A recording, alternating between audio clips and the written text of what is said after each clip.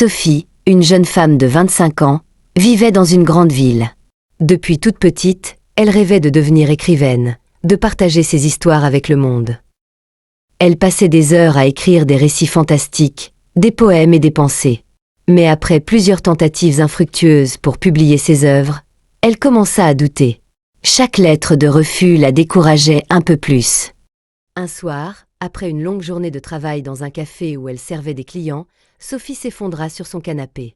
Son ordinateur portable restait ouvert, avec son dernier manuscrit toujours non terminé. Elle se demanda si tout cela valait vraiment la peine. Pourquoi continuer à écrire si personne ne voulait lire ses histoires? Alors qu'elle était sur le point de fermer son ordinateur, une notification apparut sur l'écran. C'était un message de Louise, une ancienne amie d'école avec qui Sophie avait perdu contact depuis longtemps. Louise avait récemment lu un de ses vieux écrits que Sophie avait partagé sur un blog il y a des années.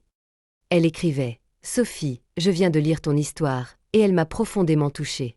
C'était exactement ce dont j'avais besoin aujourd'hui. Merci de continuer à écrire. » Ce simple message changea tout pour Sophie. Même si elle avait reçu des refus de maisons d'édition, elle réalisa que ses écrits comptaient, même si cela n'était que pour une seule personne. Ce message raviva l'étincelle en elle. Peut-être que ces histoires n'atteignaient pas encore un large public, mais elles avaient du sens, et c'était suffisant pour elle. Sophie se remit à écrire, non pas pour plaire aux éditeurs, mais pour elle-même et pour ceux, comme Louise, qui pouvaient avoir besoin de lire ses mots. Elle publia ses histoires en ligne, partageant ses récits sur les réseaux sociaux et sur des plateformes de lecture numérique. Petit à petit, les lecteurs commencèrent à affluer. Les commentaires étaient positifs et l'encourageaient à continuer. Un jour, une petite maison d'édition indépendante remarqua son travail et lui proposa de publier son premier recueil d'histoires. Ce n'était pas une grande maison d'édition, mais pour Sophie, c'était un début et un rêve qui prenait enfin forme.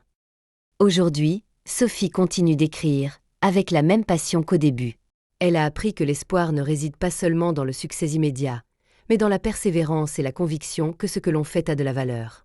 Même lorsque tout semble sombre, il suffit d'une petite lumière, comme un message inattendu, pour rallumer la flamme de l'espoir. L'histoire de Sophie nous rappelle que parfois, ce n'est pas le chemin le plus rapide qui mène au succès, mais celui où l'on continue à avancer, pas à pas, avec confiance et détermination.